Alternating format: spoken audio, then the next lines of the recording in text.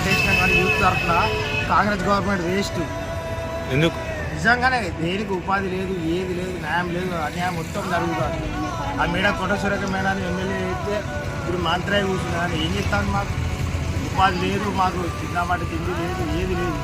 ఎందుకు సార్ అది వేస్ట్గా గవర్నమెంట్?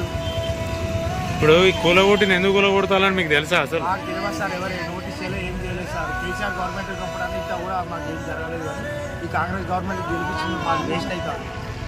ప్రపంచ సుందరి మనలు ఇట్లకెళ్ళి పోతాలాట, అందుకే మీ దేశెత్తాలు ప్రపంచ సుందరమాలు పోతే వాళ్ళకి మాకేం సార్ సంబంధం? వాళ్ళు ఎక్కడి నుంచో అవుట్ ఆఫ్ కంట్రీ నుంచి వచ్చి ఇక్కడ వాళ్ళకి తీసుకులేదు సార్. ఇక్కడ గవర్నమెంట్ దానికి ప్రపంచాలకు మాకేం సార్ సంబంధం? We're educated sir, we're coming from out of countries. అసలు దానికి మాకు సంబంధమే లేదు కదా సార్. అట్లా వాళ్ళు వచ్చినా మిమ్మల్ని తీసేస్తానంటే మీకు ఎట్లున్నది? మరి వాళ్ళకి ఓటేసి గెలిపించుకోమని చెప్పారు సార్.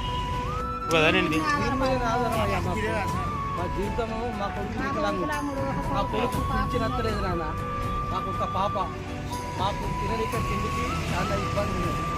నా దగ్గర కష్టం చేద్దామని సాధన ఏదో దీని మీద బతుకుదామని పెట్టుకున్నాను. ఈ 10 రోజులు మా వాళ్ళు బాగలేక ఎంజాయ్లు ఉన్నాం సార్.